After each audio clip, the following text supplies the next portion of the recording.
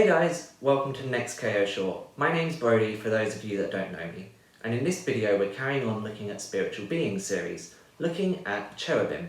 So cherubim, by theologians and scholars, are known to be the protectors of the spiritual realm, the protectors of the go-between between heaven and earth, because way back in Genesis 3, that's very much the role that they're presented with.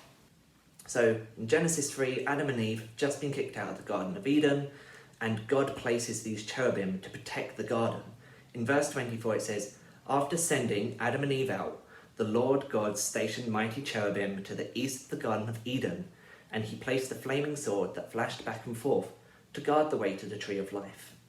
So we see here that that's the role that cherubim are presented with, to protect that spiritual place, to protect where God resides. And yes, God is omnipresent, he's everywhere. But in the Old Testament times, they had the Ark of the Covenant where God's presence was. And that's why they carried it around. That's why it was in the temple, and people went to the temple to pray and to know and be entering into God's presence.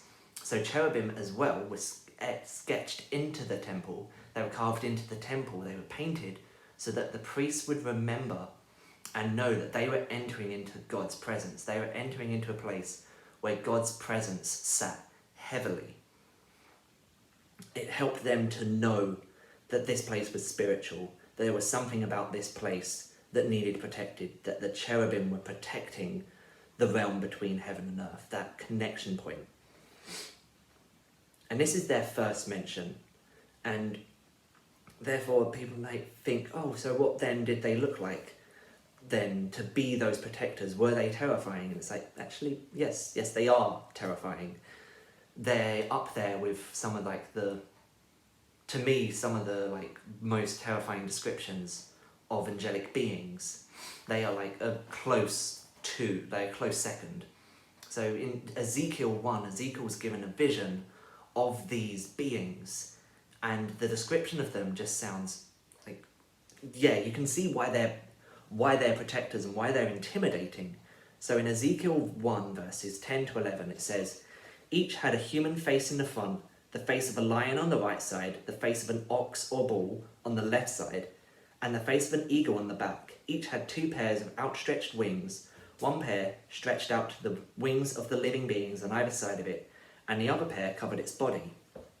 So you can see, or you can hear that there's 4 different faces of this being. It had 2 wings that stretched out and 2 wings that covered it. And if that thing is standing in front of the garden, if that thing is standing anywhere, you'd be like, oh, heck, that's intimidating. So therefore, to see that sketched into temples and stuff, the priests saw them like, okay, they're here, we're entering into the presence of God. And some theologians and scholars have interpreted that the 4 faces are to represent the creatures of earth. They had to have 4 different distinct faces, 4 different distinct beings to represent all creatures under earth. And it showed that every creature under earth, the aim of what we are, aim of who we are, is to worship God. And everything that we do should worship him. Therefore the 4 faces represented us and our role in life to worship God. And that's what cherubim are. Cherubim are the protectors of the spiritual realm.